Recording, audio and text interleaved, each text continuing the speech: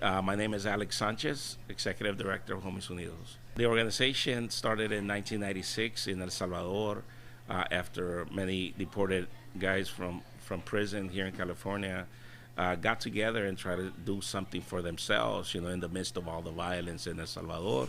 They created this organization called Homies Unidos with some women as well. That's why we call it Homies. It's more inclusive of gender, right, instead of homeboys. I found out that many of them were friends of mine, and I fell in love with the idea of doing something in this community. And in '98, I started the organization here with some help of other people. My inspiration was the fact that I had a son who I was becoming a single father to, right? His mother was not in the picture, and I felt that I needed to stay out in order to see him raised. So I needed to figure out how to change my view of my life and my priorities that I had, right? And I care about my friends. I care about the neighborhood. I grew up. I shed tears. I been shot. I gone to prison for it. So it wasn't something I could just let go. But I felt that in my transformation that I was going through, I felt the need to also still be engaged somehow in a positive way in the neighborhood. So when I found out about Homies Unidos in El Salvador, it just clicked. It was something natural that I felt, I owed this community from what I took from it. The pain that I brought to the streets when I was young, and now I'm trying to just give back, and that's what keeps me motivated to continue coming. This restaurant, the esquinas, las señoras, they know me since I was a kid, and they know what I was capable of doing back then, but they also know what I'm capable of doing now in a positive way. We've been told that we are the ones that make the decisions to do something bad, so we're the ones that have the decision to do something right. But in what I've learned about myself and why I did the decisions that I made as a child was the fact that my surroundings impacted the way that I believe things. My surrounded my surrounding was the reason why I made the decisions, right, that I did, because there was nothing else in my community for me to cling on to and look at what's happening in my life to make the right decisions. There was no community programs that I could reach out to. I didn't know what programs were available, if they were. My family was an immigrant family, so they didn't want nobody knowing their legal status, right? So you keep yourself isolated from anything that could expose you. So that means no government support, none of that stuff, right? So housing becomes an issue. You have six people living in a one-bedroom apartment.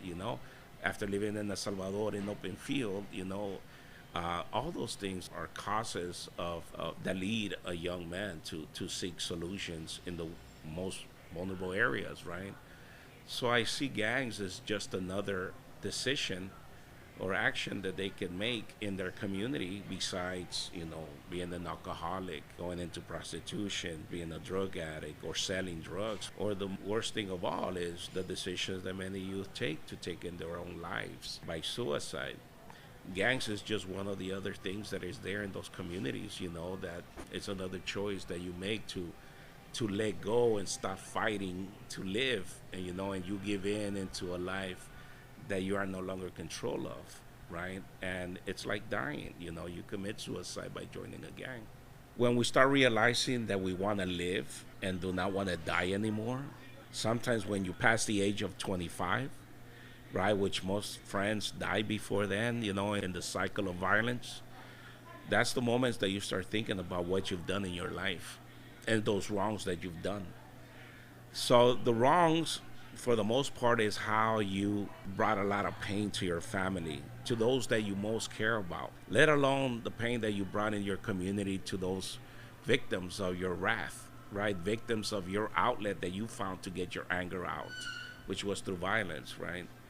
And that's why it's important when you get to that point to understand, that you have to give back. We don't come over here and tell the youngsters, you got to stop being a gang member. Because if you identify me, you're gonna say that I'm an ex-gang member.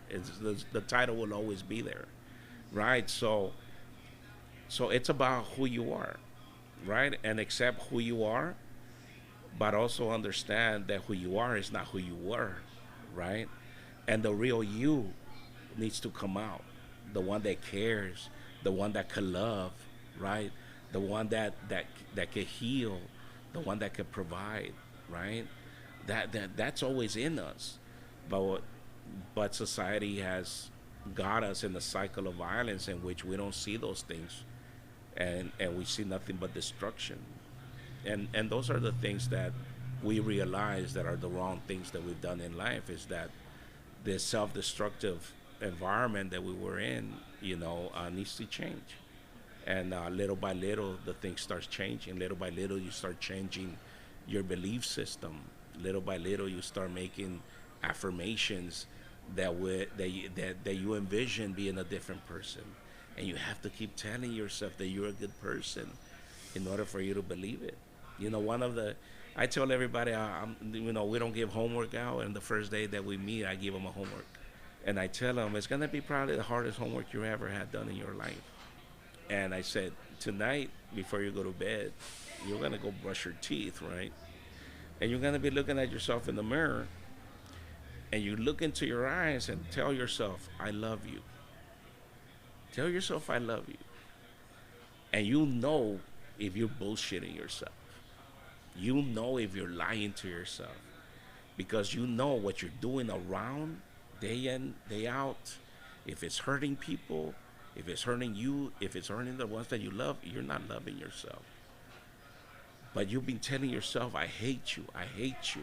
And you've created an image of yourself, to cover yourself for protection, right? From being hurt. That you got this shield around you that you can't break through.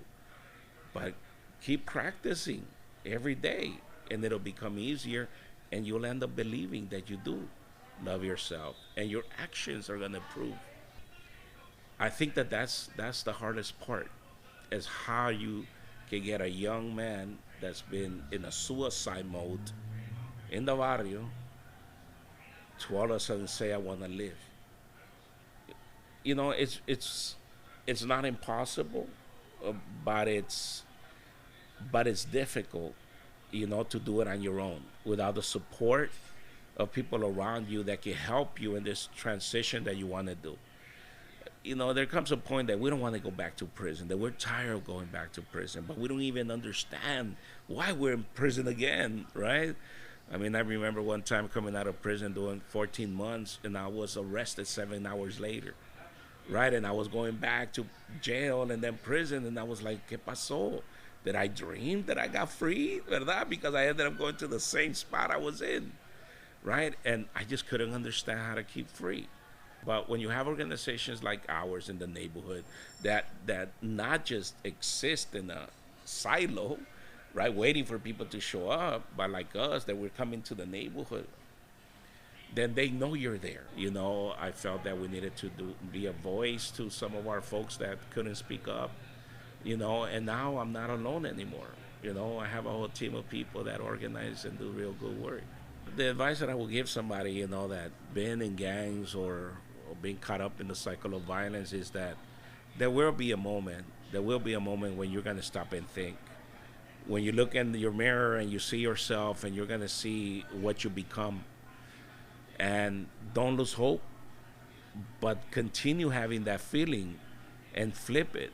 Find out what's there available, that can help you. And there is hope. There is a way. All you have to do is dial 911 and ask for an organization, or you could reach out on Google and ask for gang intervention, and you'll find plenty of organizations around your neighborhood that you could tie up or connect with, The issue is, don't set it aside. Don't leave it for tomorrow, because tomorrow you might be the next victim in the cycle of violence, right? And we wouldn't want that, because it's expensive to die. It's really expensive. And if you die, at least, give your mom the opportunity to mourn, not be looking for funds to bury you. So you need to think about all those things, right? So look us up. We'll be here.